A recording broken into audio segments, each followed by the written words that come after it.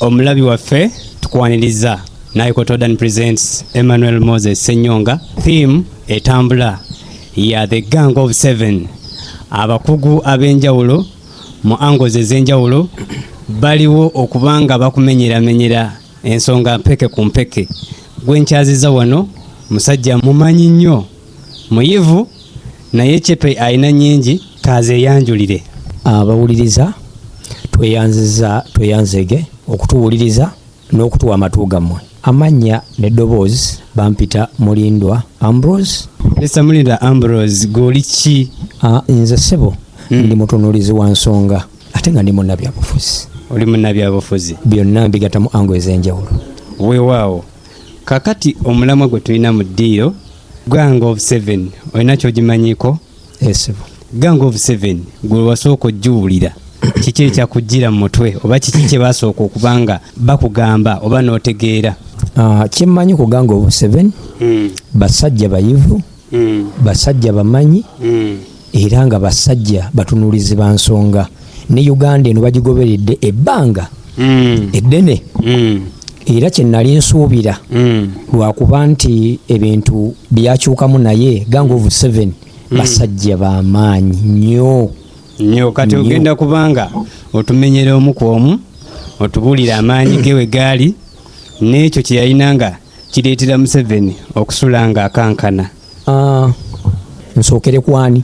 Waliwo Nambooze Betty, waliwo Ibrahim Ssemujunganda, waliwo Ssaalongo Erias Lukwago, waliwo Oweekitiibwa Mathias Mpuuga Nsamba, waliwo Medad Lubega Sseggona Kalyamaggwa, waliwo Kasibante. Right Honorable Moses Kasibante.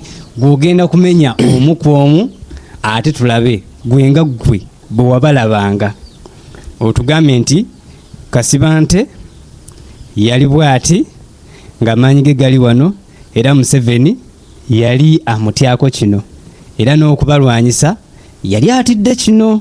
So kati gwenga gwe angoyo gye expressing abantu bakimanye nti abantu tebaali manyo weno. Kansookere ku Oweekitiibwa Ssemujunganda. Ssemujunganda musajja yali mumanyi nnyo mu mawulire ne mu kutunuulira ensonga nga ye musajja ng'asobola okukwata ekintu eky'obuwumbi ana n'akitematema n'akiraga gwe omuntu wa bulijjo owa kikumi. Kati ag'amaanyi gaali mayitirivu nnyo nga Museveni tasobola kukuleka ng'oyinaayina. Mu kulaba gwenga gwe obusobozi ki obw'enjawulo nga tebuli so academic bwe yalina nga mazima buleetera gavumenti ya Museveni okufulinkinga nga omusajja oyo bw'ayogera ng'ayina waali n'ayogera amazima bwe baba abantu 100 nga at least abantu 4 bagenda naye kitegeeza nga asobola okukola ekintu kyonna kyayagala kubanga wennyini we yali ali oba wayogeredde wasooka okufuna abantu abagobereza abasooka ate nga mbyobufuzi kye tumanyi nti capital abagoberezi ye capital buli wooba nga kyoyogedde abantu bakitwala nga yensonga ne bakiremerako ne bakiwuliriza tutegeera nti goba w'amaanyi. Kati tudze ku mukyala Betty Nambooze bakireke mu byobufuzi ye alimo atunuulira ensonga n'agisensula era n'akulaga nawa kuba gavumenti ez'enjawulo zibaddemu era yaliko mu kibiina ekiri mu buyinza ky'NRM kitegeeza nti abamanyi nnyo kati ye embeera yonna yagiyitamu nga Betty Nambooze kyovula nti ye bw'aba akotandise okubuulira NRM n'ebizibu byayo aba akubuulira abantu b'amanyi aba insider muli mu kintu akimanyi kyovula nga gavumenti naye yali tesobola muleka omuntu akumanyi in and out tosobola kumuleka kugenda nga ku-exposinga oyina kulaba omutemo otya. Gwe olaba nsonga ki yamuleetera okubetrayinga banne n'abakutukako? Ensonga yamuleeta okubetrayinga banne baamuyita omanyi ekintu ekisinze okwonoona oba ogenda nga kitematema G7 omusajja ono agenda n'abayita bw'amuyita n'amutuuza n'amugamba kiki ky'osinga okwetaaga. Kati nze kyenjagala abalabi baffe mumanye nti okulwana ne dictator Museveni si kintu kyakuzanya. Abantu awo G7 abamaze ebbanga nga balwana n'omusajja oyo bayise mu bizibu bingi ne waliwo lwatuuka n'agaba naye enkoze ntya nga amazima omupiira guli wakati.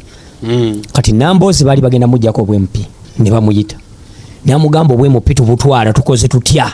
Agamba nze sina buzibu baviira bali. Kese kambaviire nkole ki ngende nenga lwaki otuuka okweyambula engoye ne peti n'ogijjamu. Kati ate omwami Honorable Muwanga Kivumbi. Muwanga Kivumbi ye mu G7 amaanyi ge gaali luddawa? Amaanyi ge gaali mu LGDP. Oyo yali muka ng'era kyayogera akitegeeza. LGDP gimenyeemenye omuntu wa bulijjo w'omubuulo n'omuntu oweeri wansi akitegeere. Nga bwe tutuuka okutunuulira kye tuyita aba foreign policy,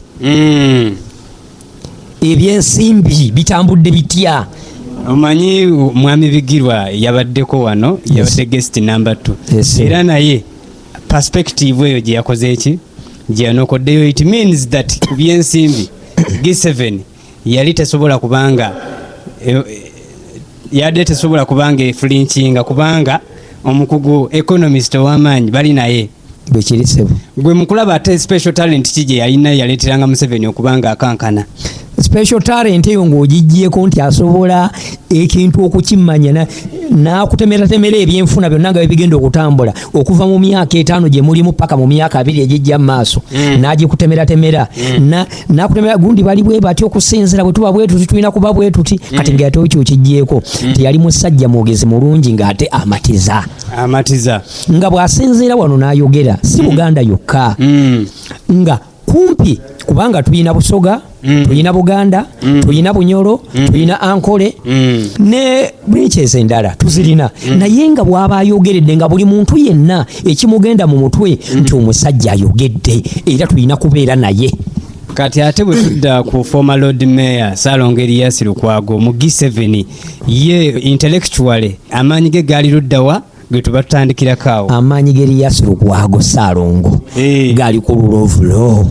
Amateeka abasajja bano weewulira buli kintu baali bakirina mu ttaano.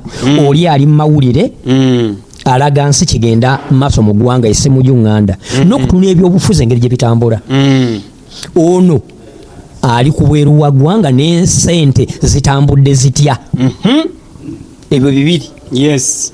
Kati ono ali mu mateeka kitegeeza eggwanga babalirina. Ow'amateeka bamulina, ow'ensonga z'ebweru ez'essente bamulina, omutunuzi w'ebyobufuzi bamulina Nambooze, n'abantu okubalaga ki ekigenda mu maaso okutematema buli nsonga mu byamawulire bamulina. Okitegedde ono ku lulovulo nga yagenze wala kubanga ndowooza mu likodi ye munnabyabufuzi oba ye munnamateeka ayakawabira gavumenti nga buli musanga agisinga. Kati kiba kitegeeza Museveni essuuka ze zibaamu amayinja kati nga ky'olina okukola kuleeta muntu agenda okukuba G7 agimenyeemenye agiteeke ku bbali ekintu ekitabadde kyangu. Kaakati ate special talent ki yali luddawa Ssalongo Erias Lukwago nga tuvudde ku mateeka? Special talent ya Ssalongo Erias Lukwago yali musajja naye muvumu nnyo nga bw'aba ayogera akakasa. Ate yali musajja nga mukulembeze mulungi. Yabadde musajja nga mukulembeze abantu bamuwuliriza. Kyova olaba nti ebiseera bino kigenze ne kijja nga kintu kisa kirungi era bambi omukama amusonyiwe ne Mwanga Kivumbi omukama amusonyiwe ne tuli wamu nabo. By the way ku mulembe gwa analog nzijukira bulungi. Nali mupi wano mu 2005 awo nga owulira munnamateeka Ssalongo Erias Lukwago, munnamateeka Ssalongo Erias Lukwago, munnamateeka Ssalongo Erias Lukwago, munnamateeka Ssalongo Erias Lukwago, nga TikTok tezinnajja, YouTube tezinnajja, naye ng'owulira ng'oli eri Masaka erinnya liri vibrant ng'ate ebiseera ebya TV tezaali nnyo z'amaanyi naye nga radio ng'ogamba oba oyo afaanana atya ng'ekintu akikuba. Kati tuzze ku mulala munnamawulire era omusomesa Moses Kasiba nti ye intellectual amaanyi ge gaaliwo agaali gasuza Museveni nga teyeebase. Oyo Moses Kasiba nti ye yali teacher nga musomesa nga bw'ogezaako n'ogamba oleese bya bulimi nga mukugu era oyo yasuzanga Museveni nga teyeebasa nadda mu parliament nga buli budget gye bagenda okuleeta bagituusa ku mmeeza ye Museveni asooka n'abakubira akasajja ako akasiba nti gyekali oba tekaliiwo nti akasajja gyekali banne mukole kisoboka bwe kiba kyetaaga kasibira wabweru mukasibire wabweru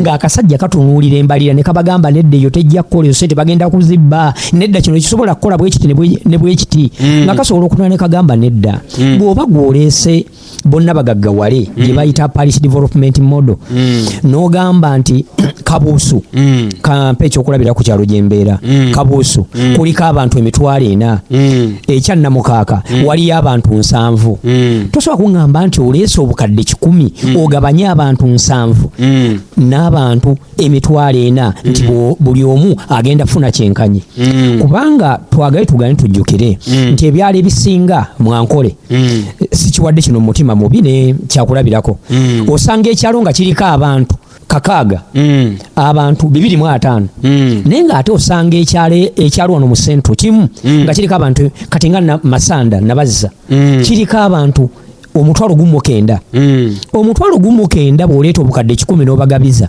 kitegeeza nti abantu bagenda kubawo nga talina na siringi 5. Okay, ekitundu ekisooka tukiwunzikidde wano katukome mu kitundu ekyokubiri.